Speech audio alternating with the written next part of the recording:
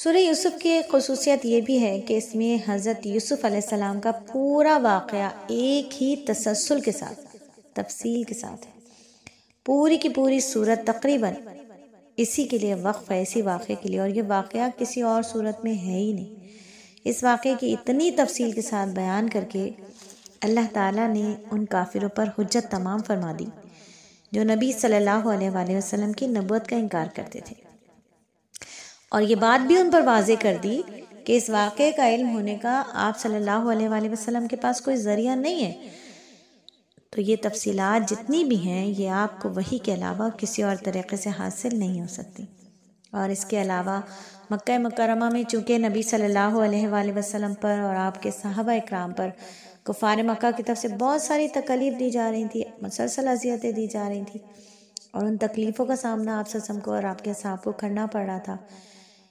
اس واقعے میں آپ کی تسلی کا بہت بڑا سامان تھا کہ حضرت یوسف علیہ السلام تو دیکھیں اپنے ہی بھائیوں کی سازش کا شکار ہو گئے،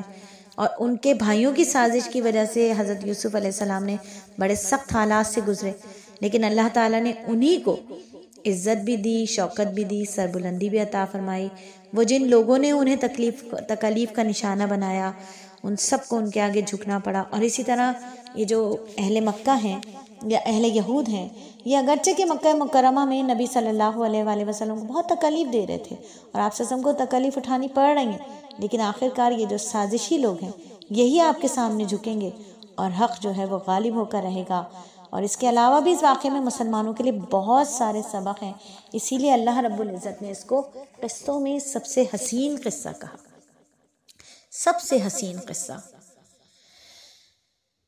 اس میں دین بھی ہے، اس میں دنیا بھی ہے، اس میں توحید بھی ہے، اس میں فقہ بھی ہے، اس میں سیرت بھی ہے، اس میں تاریخ بھی ہے، اس میں خوابوں کی تعبیر بھی ہے، اس میں سیاست بھی ہے، اس میں حکومت چلانے کے طریقے بھی ہیں، اس میں انسانی نفسیات بھی ہے، معاشی خوشحالی کی تدبیریں بھی ہیں، اس میں حسن اور عشق کی حشر ثمانیہ بھی ہیں، اس میں زہد اور تقویٰ کی دستگیری بھی ہے، اس میں انبیاء اور صالحین کا تذکرہ بھی ہے، اس میں ملائکہ اور پرندوں کا ذکر بھی ہے، اس میں جنوں اور انسانوں کا تذکرہ بھی ہے، تو چوپایوں کا اور شیاطین کا ذکر بھی ہے، بادشاہوں، تاجروں، عالموں اور جاہلوں کے حالات بھی ہیں، تو راہ راست سے ہٹ جانے والی عورتیں اور راہ راست سے ہٹ جانے والی عورتوں کی، ہٹانے والی عورتوں کی ہیلا سازیاں بھی ہیں، مکاریاں بھی ہیں، بے حیائی کے قصے بھی ہیں، اور پھر اس قصے میں مد بھی ہے اور جزر بھی ہے، مد و جزر بھی ہے۔ اس قصے میں گمنامی بھی ہے، شہرت بھی ہے، غربت بھی ہے، ثروت بھی ہے، عزت بھی ہے،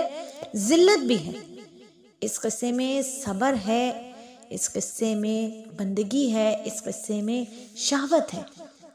اس قصے میں حسد ہے، اس قصے میں رشک ہے، اس قصے میں سب کچھ ہے۔